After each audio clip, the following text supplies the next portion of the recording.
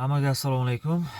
Germaniya Berlindan tepadagi video Italiyadan olingan.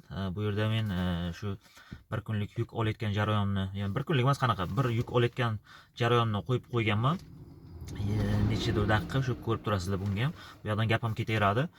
Bugungi ma'lumotlar nimalar haqida bo'ladi? Boshida qisqacha tushuntirib o'taman. Kimda kim Angliyaga, Germaniyaga yoki Gollandiyaga yo bo'lmasa Daniyaga kelmoqchi bo'layotganlar bo'lsa, o'shalar harakat qilayotgan bo'lsa agar, sizlar mana shu videoni ko'rishlaringiz kerak, chunki bu videoni ko'rganingizdan keyin $500 dan 1,5-2,000 dollargacha pul qistangizga qoladi. Keyingi yangiligimiz Polsha masalasi bo'yicha hozir приглашениyalar mana ko'ryapsizlar, asosda chiqyapti. Yana bundan keyin ham chiqib kelaveradi. Bu haqida tushuntirib o'taman. Ya'ni kimlar viza oladi, kimlar viza ololmaydi, viza olish imkoniyati qancha, qaysi davlatdagilar olsa bo'ladi, bular haqida gapiraman. Keyin navbat olish imkoniyati qancha vaqtga keladi, sug'urta qanaqa qilinadi, qayerdan qilinadi va qiziq narsa yaqinda bo'ldi, yaqinga bir kishi aytib qolishdi. Rekord darajada viza beribdi Polsha elchixonasi. Bir kunga 15 kishiga viza bergan. Bu haqda ham gapirib o'taman. Videoni faqat oxirigacha ko'rishlaringiz kerak. Oxirigacha ko'rmasangiz videoga tushunmaysizlar. Shuning uchun oxirigacha ko'rmasdan lichkaga yozsangiz o'zingizga negativ, ya'ni nima desam, javob ola olmaysizlar lichkaga yozsangiz agar videoga ko'rmasangiz, chunki videoni ko'rib keyin yozsangiz agar o'zingizga ma'lumotni olib keyin aloqa chiqsangiz yaxshi bo'ladi. Chunki savolga javob berilgan savollarga bu yerga javob bergan bo'lsam, o'sha savollarga qaytadan lichkaga javob bermayman. Agar o'shanaqa savolni qaytarib jo'natsangiz, bundan xafagarchilik bo'lmasin. To'g'ri tushunasizlar degan umiddaman. Bo'lmasa yangiliklar boshlaymiz. Birinchi o'chirat nimani gapiramiz? Birinchi o'chirat mana yangilik boshlandi. Mana Polshaga bir kun ichida 15 kishi viza olibdi. Bu rekord darajada. Oldin faqat 4 kishi, 5 kishi viza olgan bir kunda. Kecha eshitishim bo'yicha 15 kishi viza olgan Polshaga. Endi qarang, bu yerga men bir kishiga oldin ham aytganman, sug'urtachi, ishonchli sug'urta. Men misol uchun sug'urtachilarda reklama qilganim yo'q. O'zim boshida qilganman o'sha sug'urtachiga, o'zim vizamni olganman. Undan keyin yana bir 4 kishini jo'natganman. U kishilar ham 4 kishi ham o'sha yerda borib sug'urta qilib, o'sha 4 kishi ham viza oldi o'sha yerdan turib. Sug'urta qilib, ishonchli ham arzon sug'urta qilishgan. Undan keyin yana bir kishi aloqa chiqdi. Shunaqa videoni ko'rib chiqdim deb aytishdi. U kishiga ham xullas hamma ma'lumotlar berdim, nima qilishga, nima qo'yishga, qanaqa hujjatlar olishga tushuntirdim. Keyin o'sha sug'urtachilarga jo'natdim. Keyin o'sha sug'urtachilarga borib, o'sha hujjatlar tayyorlab, sug'urtani qilib kirishgan. Kirganlardan keyin shu hammasi savol javob zakonni bo'lgan. Javob kecha 2 kun oldin telefon qilib aytishdi menga, aka rahmat, tabriklang dedi. Xullas tabrikladim. Vizani olibdi o'sha kishi ham. Qanaqa bo'ldi jarayon dedim. Jarayon dedi, bir kunga dedi 15 kishi viza oldi bir kunga dedi.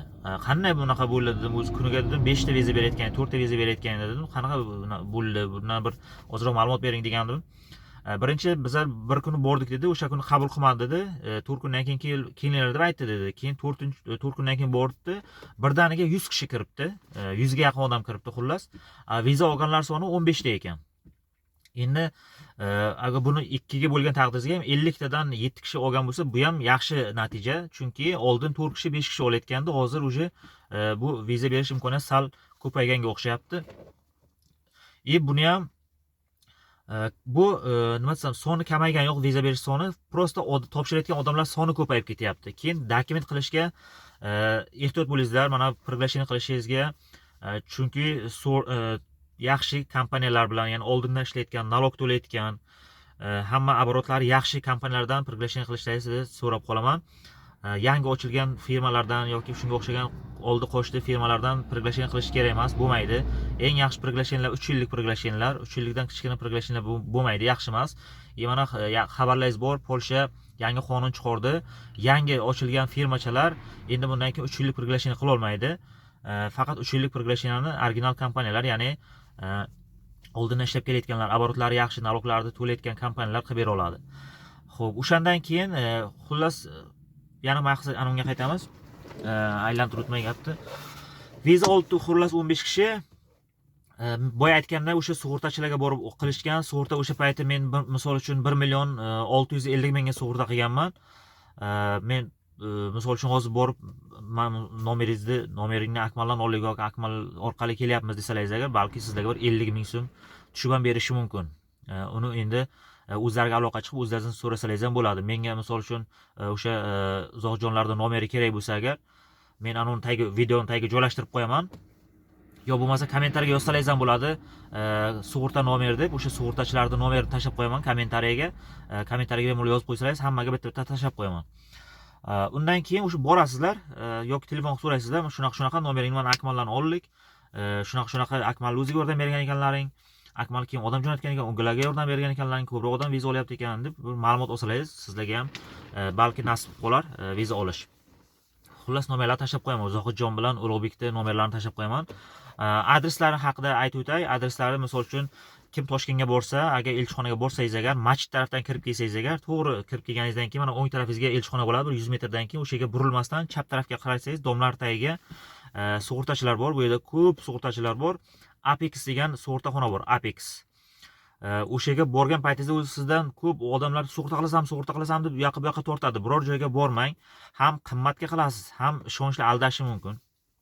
Shu uchun bu bolalar oldiga borsangiz ham o'zlari yosh bo'lishiga qaramasdan ishonchli, yaxshi, to'g'ri, halol bolalar. Chunki bular o'zi mana ancha paytdan men o'zimni misol uchun sug'urtam qilib berishgan, undan keyin ko'p odamga sug'urta qilib berishdi. Ko'p odam bular orqali, o'sha sug'urtasi orqali viza olishdi.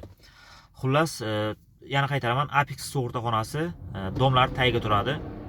O'sha domlar tagiga borgan paytingizda 3-chi yoki 4-chi eshik bo'ladi. Eshikda katta qilib yozib qo'yibdi Apex deb. Xo'p, undan keyin ikkinchi mavzumiz nima? Ikkinchi mavzumiz mana hozir Angliyaga, Germaniyaga, Gollandiyaga, Daniyaga bormoqchi bo'layotgan aka-ukalar, opa-singillar, bu sizlarga tegishli. Bu yaxshilab eshitdingizlar buni. Qanday qilib kistangizga $500 dan $1000 daromad qilsangiz, $2000 kistangizga qolish yo'lini aytaman. Siz agar Angliyaga bormoqchi bo'lsangiz, Gollandiyaga bormoqchi bo'lsangiz, Daniyaga bormoqchi bo'lsangiz, bilaman, siz internetdan izlaysiz birinchi. Internetga izlaganingizdan keyin u yerdan chiqadi, ruskiy говорящиlar chiqadi. Siz ular bilan gaplashasiz. Gaplashganingizdan keyin siz ularga aytasiz.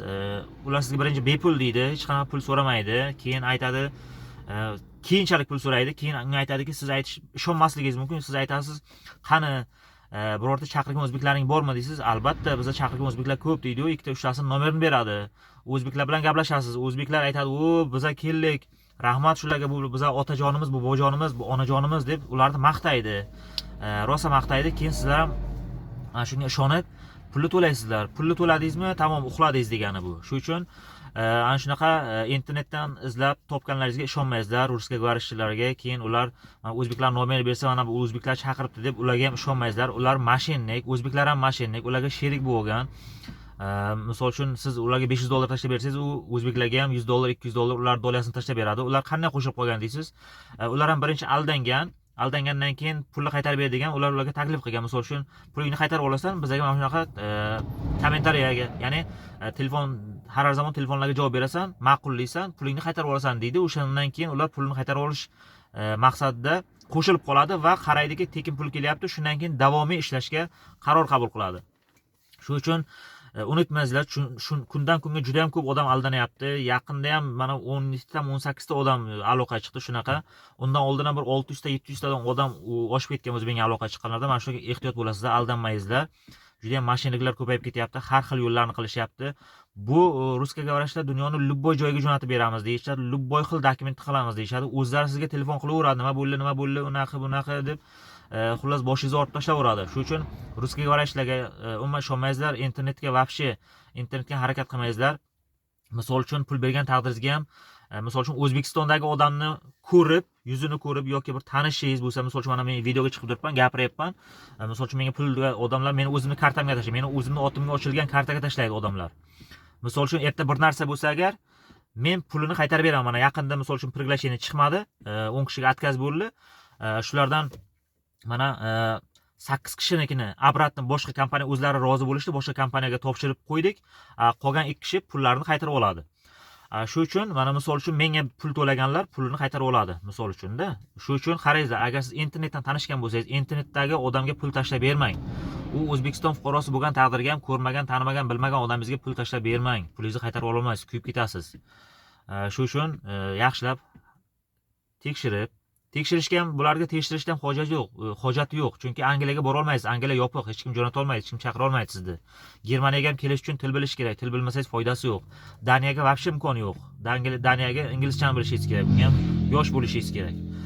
Uni ham men sizga qanday kelishingizni uni men bilmayman, chunki men o'zim Daniyaga primoy til o'rganib bormaganman. Xo'p, undan keyin yana qanaqa sizlarga yangiliklar aytishim mumkin. Yana yangiliklar. Xullas, mana bu aytganim $500 $2000 kissangizga qoladi deganim, mana shularga aldanmasangiz agar, o'sha siz pulni bermaysiz, o'sha pul kissangizga qoladi. Shuning uchun ishonmaysizlar. Lutchi eng yaxshi variant til o'rganingizlar, til orqali kelsangiz bo'ladi Germaniyaga yo bo'lmasa boshqa davlatlarga til orqali kelsangiz bo'ladi. Yoshingiz katta bo'lsa, рабочий viza bilan Polshaga, Litvaga, Latviyaga yoki Bolgariyaga, Slovakiya orqali harakat qilib kelsangiz bo'ladi. Lekin ko'pchilik berayotgan savol, menga juda ko'p odam telefon qilib Latviyaga, Litvaga, Bolgariyaga, Slovakiyaga, Xorvatiyaga viza kerak, yordam bering deydi. Men bularning birortasiga yordam bera olmayman. Hozir Bolgariyaga ham misol uchun 10 kishi topshirib qo'yganmiz. Bir kishi qaytarib oldi hujjatini. Bir kishi qaytarib oldi, 9 kishi topshirib qo'yganmiz. Ularda javobi chiqsa, ijobiy bu hammasi viza bo'lgandan keyin ularda aytishi mumkin, Bolgariyaga ham topshirsangiz bo'ladi. Hozircha to'xtab turibmiz Bolgariyani ham. Ikkinchi, keyin Polshaga faqat приглашение qilib bera olaman. Polshaga faqat sklad yo'nalishiga qilib bera olaman, boshqa yo'nalishiga qilib bera olmayman. Bu pullik, bepul приглашениyalarni men qilib bera olmayman. Bepul приглашениyalarni men aytdim, furachilar olsa bo'ladi. O'sha linklarni ham, adreslarini ham, telefon nomerlarini ham kommentariyaga yozib qo'yganman oldingi videolarda. Kimga bepul kerak bo'lsa, o'sha furachilar bo'lsa, faqatgina furachilar oladi, qolganlarga ola olmaydi. Mendagisi faqat pullik приглашение. Uni ham 2 bo'lib to'lasa bo'ladi. Oldindan yarmi to'linadi, tayyor bo'lgandan keyin yarmi to'linadi. Xullas ana shunaqa. Keyin 3-mavzumiz bizlarniki qanaqa bo'ladi? 3-mavzumiz viza olish imkoniyati qanaqa bo'lyapti? Buni haqida gapirdimmi yo'qmi bilmayman. Viza olish imkoniyati o'zgargani yo'q. Oldingiday, oldin shu kuniga 5 endi kecha 15 kishi birdan oldi deyishdi. Endi sal ko'paygan desak ham bo'ladi. Bu vaqtda gapirib o'tdim. Yana nima desam bo'ladi sizlarga? Xo'p, bu yerga kelgandan keyin dokumentatsiya masalasi bo'yicha yana aytib o'tay, aytmoqchi. Men O'zbekistonda paytim dokumentga topshirib qo'yganman. Yanvar oyida topshirib qo'ygandim. 2 oyga отпечаткаga chaqirishdi meni. Отпечаткаga ham borib keldim. Отпечаткаga ham urdim. Hozir отпечаткani urgan tasdig'ini ko'rsataman sizlarga. Bilmayman endi qachon chiqishini, oti nima edi. Отпечаткаga bordim. Xullas mana отпечатка. Pechat urdi pasport orqasiga. Endi bu bilan karta papitam chiqqunicha men shu Polshadan chiqmay ishlab yurishim kerak. Meni vizam srogi ham o'zi aprel oxirigacha bo'ladi. Aprelni oxirigacha hozir men международный yuribman, ya'ni xalqaro Yevropa bo'yicha yuribman. Ishlab, endi aprel oxiriga qaytaman va o'shandan keyin Polshaning ichidan ish topib, Polshaning ichiga yurishimga to'g'ri keladi, to karta papita chiqqunicha. Karta papita topshirishga men ko'rgan joyimga meni ko'proq odam qiziqishi mumkin, necha pulga topshirding deb. Meni общий $1900-2000 atrofiga ketyapti. Buni 3 bo'lib to'lashga kelishganmiz. Ular bilan oldindan yanvar oyiga topshirishdan oldin $500 to'lagandim. Kecha отпечаткаga borgan paytim $1000 to'ladim yana. Qachonki endi karta tayyor bo'lsa agar, kartaga tayyor bo'lgan payti, borgan paytim o'sha payt yana $400. Endi xarajatlar bilan $500 bo'ladi-da. $500 to'layman. Общий $2000 ga tushadi meni karta papitam. So'raganim bo'yicha u yerdagilar aytishdiki, hozircha dedi, faqat основной biz dalnaboyshiklar bilan, ya'ni shofyorlarga ko'proq karta papita bilan shug'ullanyapmiz dedi. Undan keyin boshqa davlatlar aviatsiyasini so'radim. Bu haqda dedi, hozircha dedi qabul qila olmaymiz dedi. Qabul qilmoqchi bo'lgan paytimiz aytamiz, keyin aytsalaring bo'ladi dedi. Shu uchun hozirga bular nomerini hech kimga bera olmayman, chunki qabul qilmaydi. Chunki juda ham ko'p odam topshirib qo'yganmiz dedi. Ko'p hozir vaqtimiz yo'q boshqa bilan shug'ullanishga dedi. Shu uchun bunga ham to'g'ri tushunasizlar degan umiddaman. Hozircha ma'lumotlar mana shulardan iborat. Если что yana yangiliklar bo'lib qolsa agar chiqarib aytishga harakat qilaman. Hammaga rahmat, omad. Videoga bitta like bosib qo'yamiz, kommentariy yozib do'stlarimizga tarqatib qo'yamiz. Hammaga rahmat, salomat bo'linglar.